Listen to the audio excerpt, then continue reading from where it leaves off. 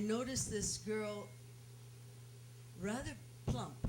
She had just had her son and was recovering from that, and she weighed close to 180 pounds, which I don't think anybody ever remembers about Carol because she's been bone thin ever since. But I said, I would like, I told, I wish I could remember her name at the moment, the head of this organization, casting for Rogers and Hammerstein, and I said, we need a third comedian, and she said, well, there's a girl. I said, I noticed her. She had bleach blonde hair, very short, and she was an extremely arresting looking person. And I said, what does she do? And she said, well, she understudied Eve Arden in a show before she got married to this football player called Axe, and had this baby.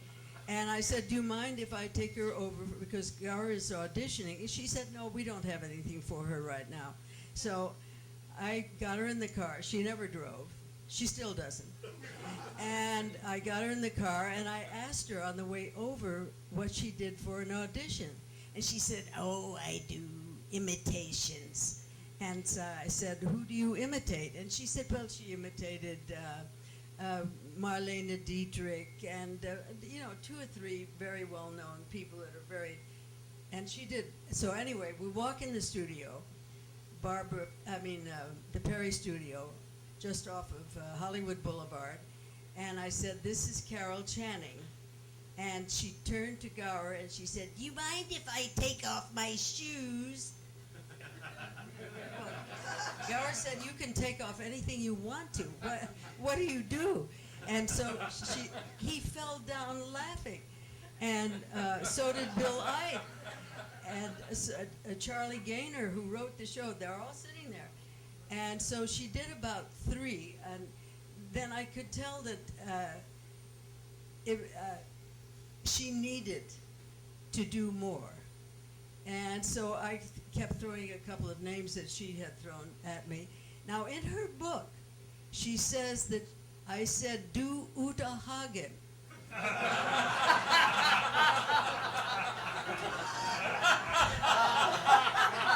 said, when I talked to Carol after the book came out, I said, I didn't even know who Uta Hagen was.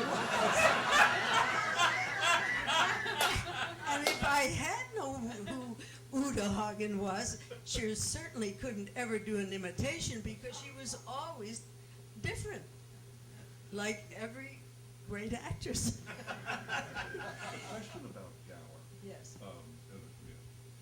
When did he know, and when was it obvious to everybody else that he was a choreographer? Well, he knew it very well when I first got together with him because he had always done the choreography. After he and Jean won the Velocity Yolanda contest at the Ambassador, Coconut Grove, the Ambassador Hotel, when they were still 15.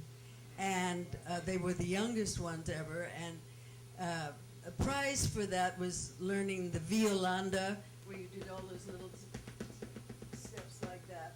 They taught them the Violanda. And 2 weeks engagement at the Ambassador Hotel. And during that time, MCA signed them and started sending them on the road, and they had no choreographer, so Gower started making up some numbers. They had about 3 numbers, and that was it. So they went to San Francisco first, and they usually in those days, they were supper clubs, and you played with a band. I mean, he played with all kinds of Wayne King and all those wonderful bands that they had at the supper clubs in big hotels. And it was then that he started putting together numbers so that they would have more of an act. They didn't really have an act.